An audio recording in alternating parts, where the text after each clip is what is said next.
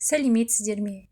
Каналыма қош келдіңіздер. Менің есімім Қарлығаш. Сіздермен вареникидің рецептімен бөліскім келеді.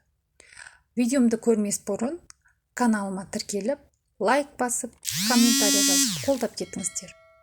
Ең алдымен бізге картоп, 1 килограммдай картоп керек. Турап аламыз, қазанға салып, 1 қасық тұз салып, қайнатып, пюре жасап аламыз осылай. 1 қасық май салып, араластырып, дұрыстап пюре жасап аламыз. Сосын мен творогпен де бөлек жасадым. Оған да тұз қосып, араластырып алдым. Қамырына мөлшеріне қарай ұн салып, тұзды сумен илеп алдым. Ешқандай жұмыртқа қосудың қажеті жоқ. Қатылап илеп алдым,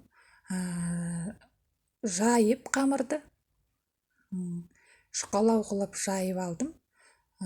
Сосын жайып дөңгелек кружканың несімен, мөлшерімен солай дөңгелектеп кесіп алдым варениктарымды. Сосын кезекпен пюре салып, вареники жасадым.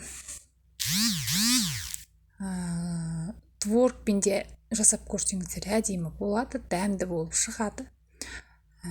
Сіздерде осылай жасап көрсеңіздер болады. Өте ыңғайлы, осылай дөңгелектеп кесіп алсаңыздар. Өте піскенде де қамыры жыртылмайды, езілмейді. Тура менің рецептіммен жасасаңыздар болады.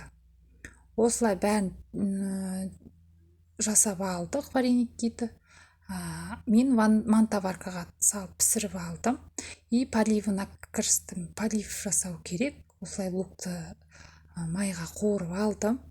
Аздаған сәбіз салып, тұзын салып, бәрін қуырып алдым. 2 қасықтай томат салып, суын құйып, 2 шыны бәрін поливін жасап алдым. Осылай біздің вареникиларымыз пісіп шықты. Сіздерде осылай жасап көрсеңіздер болады. Өте дәмді болып шығады. Вареникиларды мантоваркаға салып пісірсеңіздер езілмейді, түбі жабыспайды. Қонақтарға ұялмай ұсына берсеңіздер болады. Өте дәмді